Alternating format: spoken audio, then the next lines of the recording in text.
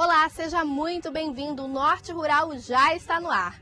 E no programa de hoje nós vamos conhecer boas práticas e novas tecnologias que irão auxiliar ainda mais o produtor de leite aqui no estado de Rondônia. E também vamos conhecer como funciona a reprodução de piramutaba em cativeiro. E para começar nós vamos mostrar dois sistemas que irão auxiliar ainda mais esses produtores de leite aqui no estado. É o kit Ordênia e o dispositivo VetScore. Então confere aí.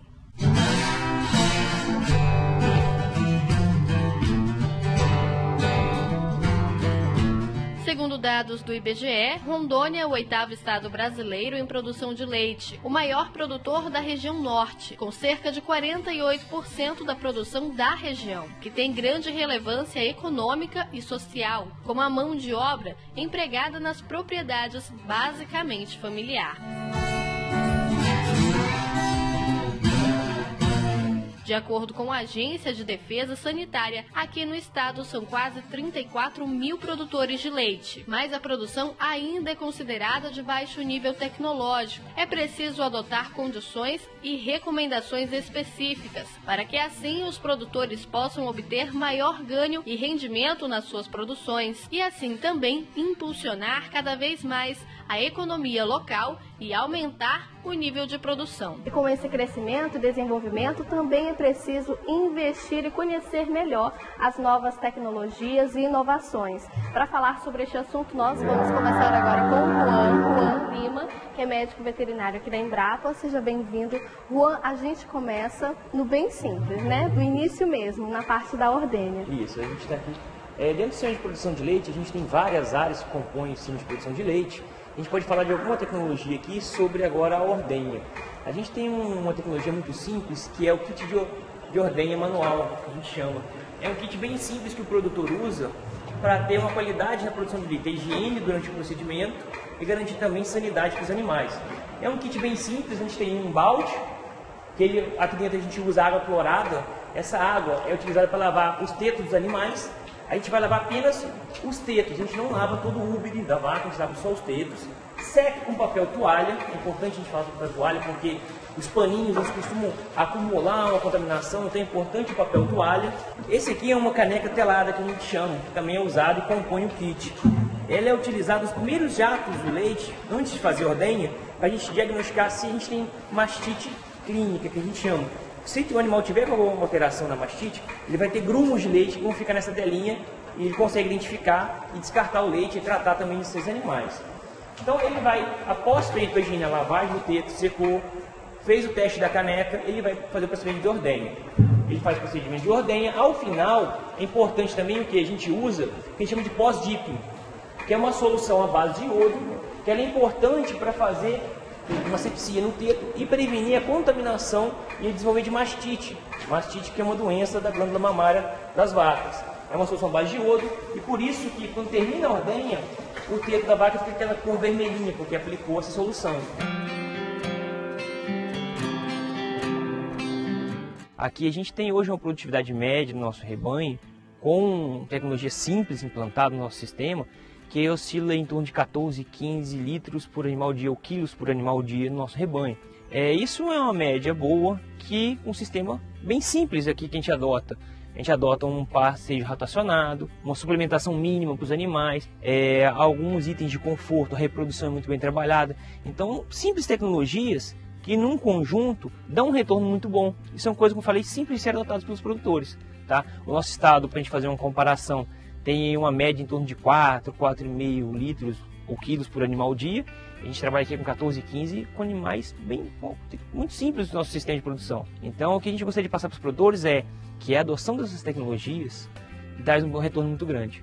É nisso que a Embrapa trabalha, produzindo essas tecnologias para que isso chegue ao campo ao produtor. Uma outra tecnologia desenvolvida para facilitar o monitoramento animal, principalmente quando se trata de equilíbrio alimentar, é o VetScore, um dispositivo para a avaliação da condição corporal das fêmeas bovinas das raças Nelore, Girolanda e Angus, um equipamento prático, de baixo custo e que possui rapidez no resultado. Se o rebanho apresentar alta ou baixa na condição nutricional, o produtor pode fazer adequações no manejo alimentar dos animais e, com isso, evitar perdas na produção, aumentar a quantidade de leite e evitar doenças metabólicas. Essa tecnologia lançada pela Embrapa, chamada VetScore, é uma régua, uma ferramenta para que o produtor consiga fazer adequadamente um acompanhamento da condição nutricional do rebanho dele. Porque hoje existe uma dificuldade muito grande, que o padrão comum de avaliação era visual. Então ele olhava o animal, observava algumas partes do animal e com isso imprimia uma nota, digamos assim, uma escala para a condição do animal. Só que o problema é que isso é muito subjetivo, muito variável. Ou são utilizadas técnicas muito caras, o processamento de imagem, por exemplo, ultrassom, que nem todo produtor tem acesso. O VetScore veio para poder solucionar esses problemas. Ele é simples, é um método barato e elimina essa questão de subjetividade, de variação. Então qualquer um pode utilizar, que vai ter sempre o mesmo resultado.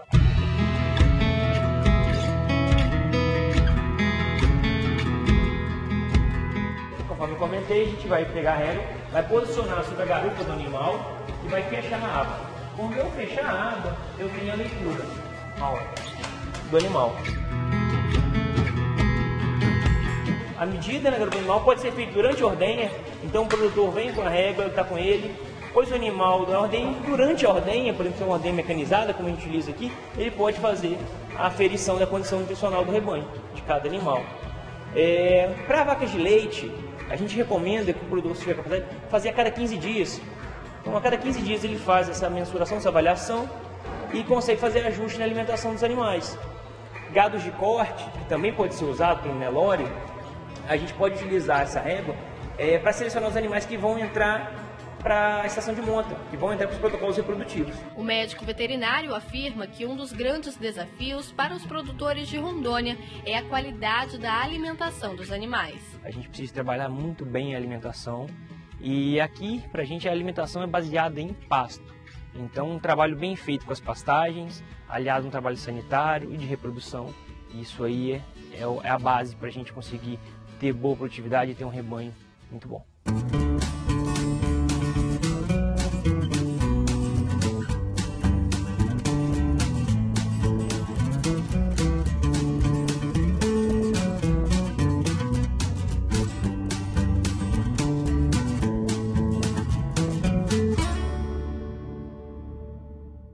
Não saia daí porque o Norte Rural vai dar uma pequena pausa, mas já já a gente volta e você confere tudo sobre a alimentação do rebanho, a importância de investir em pastejo e o bem-estar animal. Então é já já, não saia daí.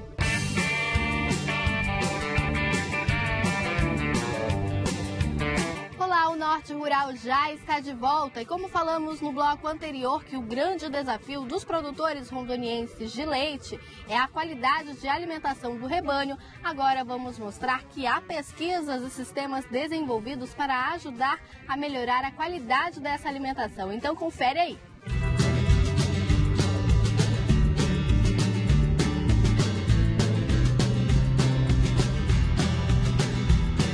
E para garantir a boa alimentação do gado, também é preciso investir em tecnologias, inovações e melhorar essa alimentação através das pastagens, das forrageiras. E para falar sobre esse assunto, nós conversamos agora com o Pedro.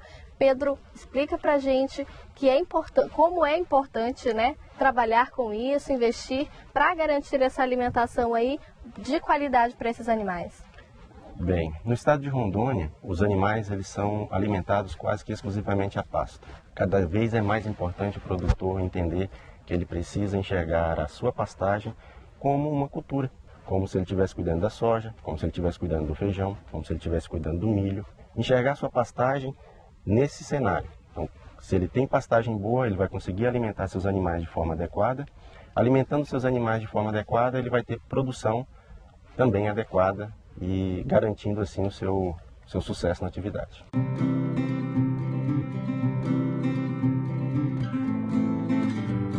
E aqui vocês possuem várias variedades aí. Isso? É importante sempre o produtor entender que ele precisa ter em sua propriedade mais do que um cultivar de espécie forrageira. Por quê? Ele livra de passar por diversos problemas dentro do sistema. Quais são esses problemas? Problemas com pragas, tais como cigarrinhas, com doenças que atacam diferentes cultivares. Então, sempre o produtor é importante ter não só apenas um cultivar dentro da sua propriedade, e sim ter alguns cultivares exatamente para ele fugir desses problemas que podem estar ocorrendo, né, na sua atividade. Para que não haja erros e o produtor acerte, é importante ele ter a orientação de um técnico, alguém para auxiliar ali para fazer a divisão, o manejo, o controle, né, Pedro? É importante que o produtor ele procure um técnico, que o técnico vá fazer essa orientação a ele de quantos metros quadrados ele vai permitir deixar para os animais, qual tipo de forrageira mais adequada que ele vai utilizar na área e orientá-lo nos primeiros passos do manejo. Como é que eu vou trabalhar com os animais na entrada e na saída desses animais e como é que eu vou formar a minha poupança, que é o meu resíduo, para não permitir que esse pasto venha a degradar ao longo do tempo. Tem alguma diferença de cuidados em relação à pastagem também com a raça dos animais? Tem alguma raça que precisa de uma pastagem mais específica, alguma coisa? Na verdade, animais de alta produção de leite precisam cada vez mais de forragens de boa qualidade. Como é que eu faço forragens de boa qualidade? Um bom manejo, oferecendo folhas para esses animais. Se eu ofereço folha para os animais consumirem, eu vou estar oferecendo um pasto de excelente qualidade. Como é que eu faço isso? Manejando de forma correta. Assim como na ordenha, o produtor também conta com o auxílio de um dispositivo para auxiliar no manejo e rotacionar a pastagem dos animais. Essa é mais uma das tecnologias que a Embrapa desenvolveu, né? Isso, é uma tecnologia que auxilia o produtor no seu manejo, no manejo do pasto, no manejo de oferecer pastagens de qualidade para os animais. Então eu vou respeitar a altura de entrada dos piquetes e a altura de saída desses piquetes. Aqui temos diferentes espécies forrageiras, então cada espécie forrageira deve ser respeitada a sua altura de entrada e a altura de saída dentro do sistema. Então, assim, essas são formas de atingirmos a meta de manejo ou de pastejo. Então, temos uma determinada altura que vamos entrar com os animais e uma determinada altura que vamos sair com os animais.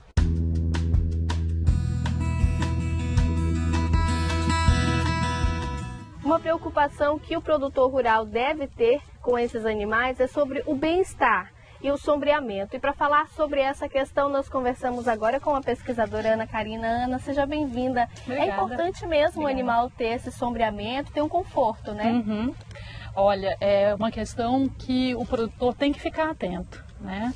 É a questão do bem-estar e do estresse por calor.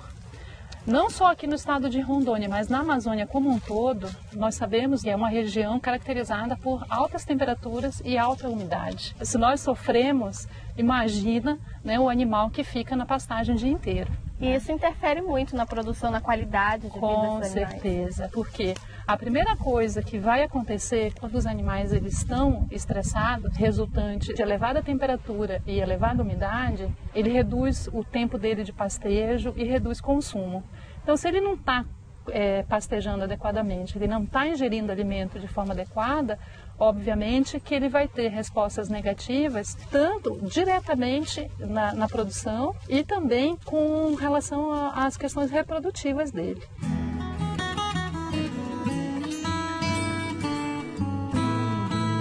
E a gente pode observar também que são realmente animais que estão bem alimentados, com um peso que é considerado bom para elas, né? Para esses animais. E aí, quando não se tem esse sistema, a gente pode ver que ele perde peso e perde qualidade. Então é muito importante o produtor investir nisso também. As avaliações que a gente fez aqui na área arborizada, a gente trabalhou com novilhas em crescimento. Então você tocou num ponto bem importante. Porque para novilhas em crescimento, o ganho de peso é bem maior nos animais que estavam na pastagem com sombra. Qual é a vantagem disso? Ela entra em idade para reprodução mais cedo, porque aí como elas consumiram mais, elas ganharam mais peso, então elas atingem o peso para a primeira concepção mais cedo também. Então, o produtor tira vantagem nisso, que às vezes é um detalhe que ele nem presta atenção, mas que quando ela demora muito para ter o primeiro cio, ele está perdendo e nem está vendo.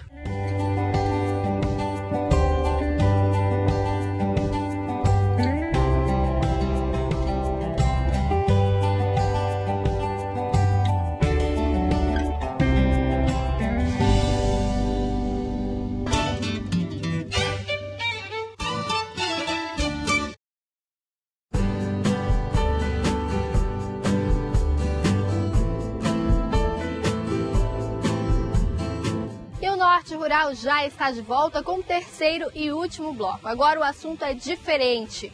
Com inovações tecnológicas aliadas ao ineditismo, agora é possível reproduzir a espécie de peixe piramutaba em cativeiro. E é isso que você vai conferir a partir de agora.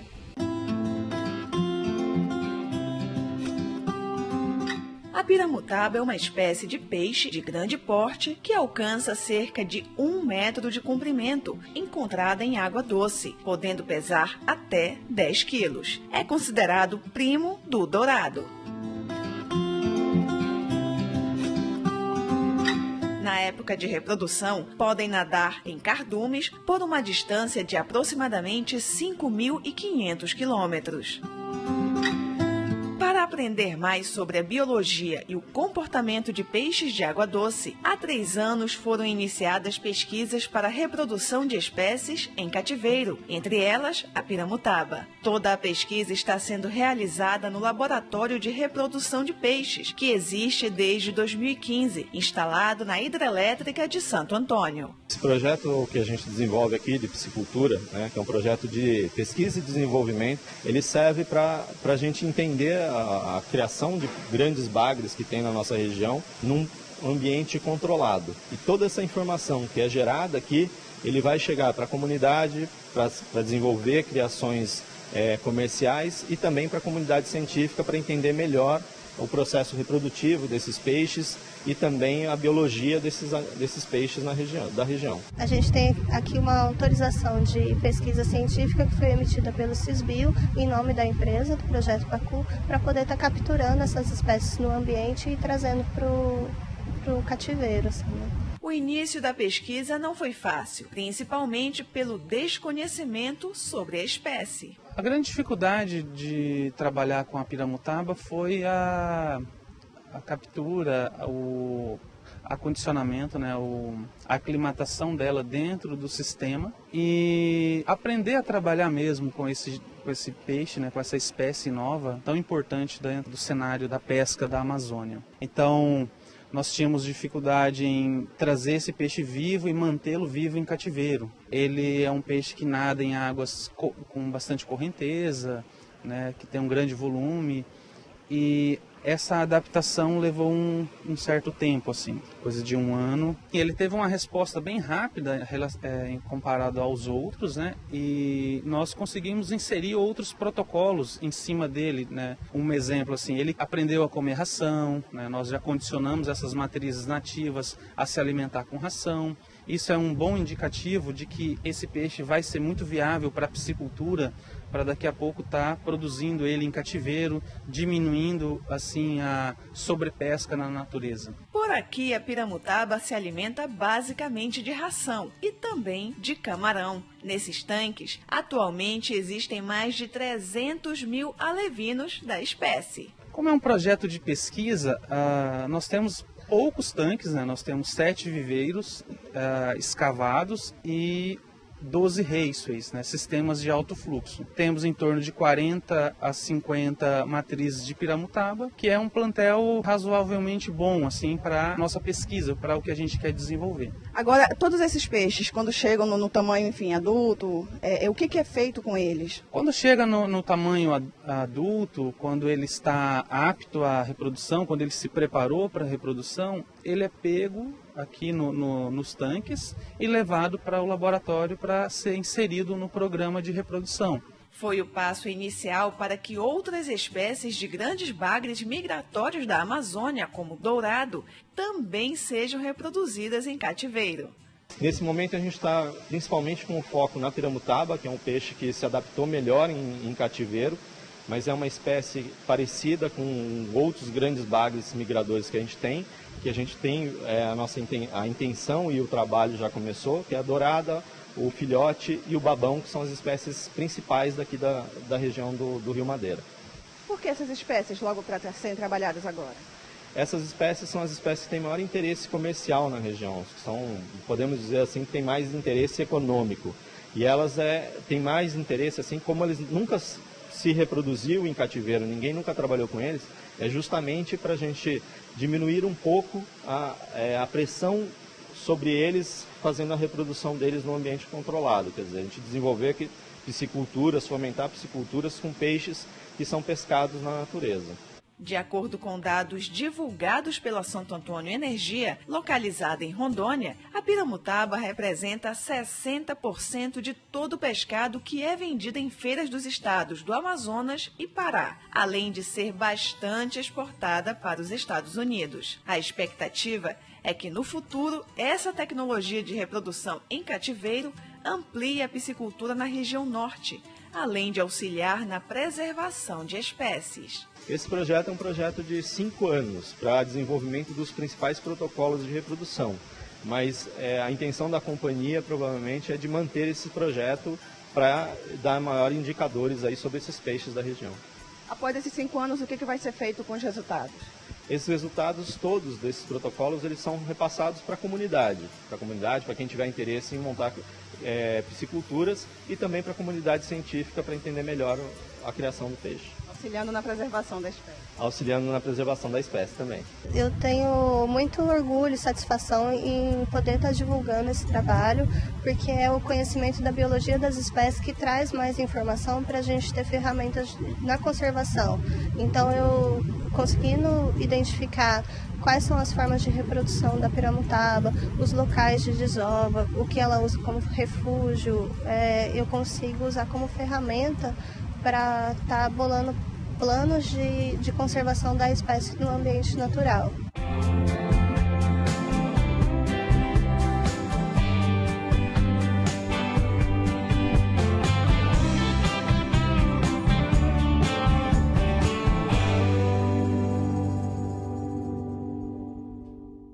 E aí, gostou do programa de hoje? Quer rever alguma matéria? Então acessa o www.boraver.com.br. Aproveita e dá uma olhada lá nas nossas redes sociais. O programa de hoje vai encerrando por aqui, mas semana que vem tem muito mais novidades. Até lá!